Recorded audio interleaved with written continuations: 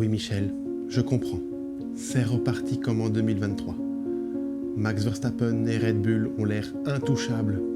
Ne t'inquiète pas Michel, la saison est encore longue, il peut se passer encore beaucoup de choses Michel. Allez, ne sois pas triste, sèche tes larmes. Générique.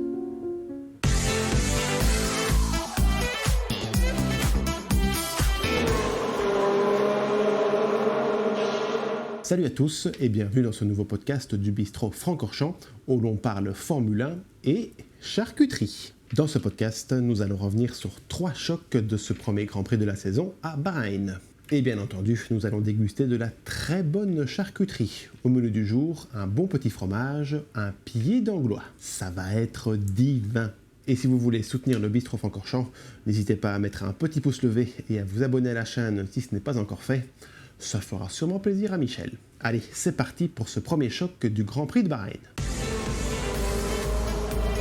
Cette saison 2024 a magnifiquement bien commencé pour l'écurie Red Bull. Pole, victoire, meilleur tour en course pour Verstappen et un doublé assuré par Sergio Pérez. 2024 commence comme 2023 s'est terminé.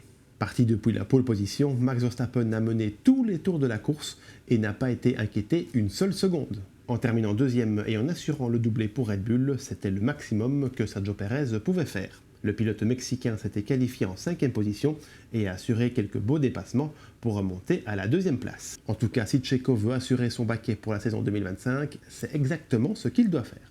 Alors, est-ce que Red Bull est déjà intouchable en 2024 ? L'écurie a toujours une certaine avance sur ses concurrents, mais il semble que cette avance soit moins grande que la saison dernière, ou pas. Si Max Verstappen a bien dominé la concurrence, l'écart entre Perez et Sainz à l'arrivée n'était pas si grand que ça.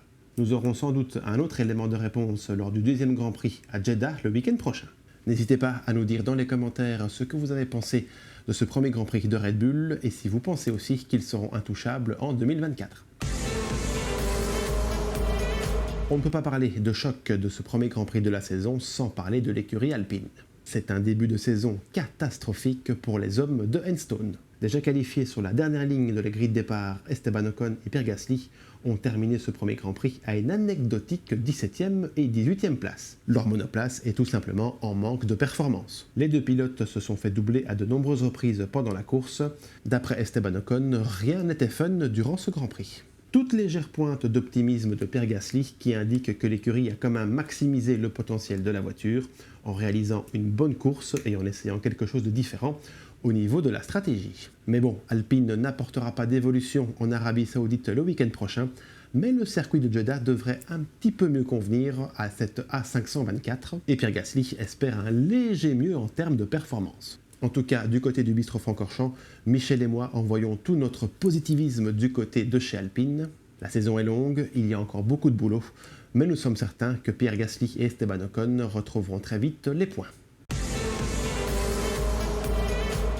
Allez, un petit peu de réconfort avec notre dégustation du jour. Nous avons ici un très bon petit fromage, un pied d'anglois. Alors, je prends ma petite planche, je coupe. Alors, nous allons goûter ça. Oh là là, c'est un fromage bien crémeux.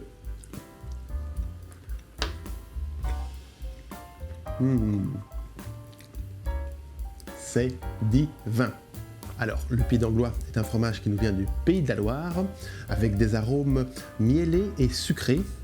Je reprends encore un petit morceau.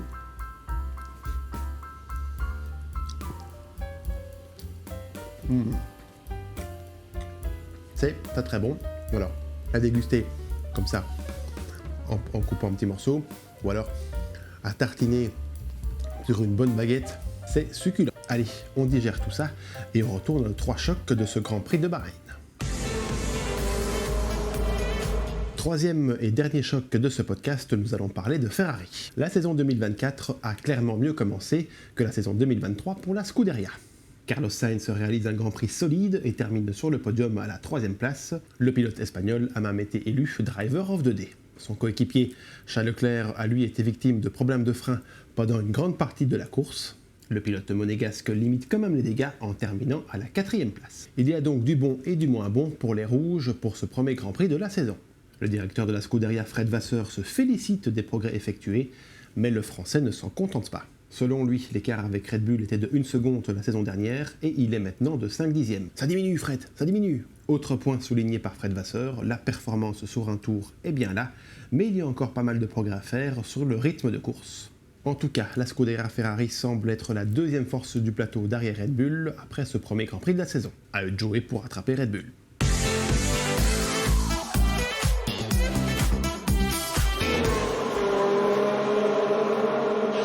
Et voilà pour les 3 chocs du Bistro Francorchamps pour ce premier Grand Prix de la saison.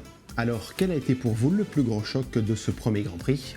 Dites-le nous dans les commentaires, Michel se fera un plaisir de vous lire et de vous répondre. N'hésitez pas non plus de liker et de partager cette vidéo. Ce podcast est également disponible en version audio sur Spotify et sur toutes les autres plateformes d'écoute. Et n'hésitez pas à venir nous rendre visite sur le compte Instagram et sur le compte TikTok du Bistro Francorchamps. Le deuxième Grand Prix de la saison arrive déjà ce week-end en Arabie Saoudite. On se retrouve donc très vite pour parler Formule 1 et charcuterie. Et n'oubliez pas, le Bistro Francorchamps, c'est divin. Au revoir.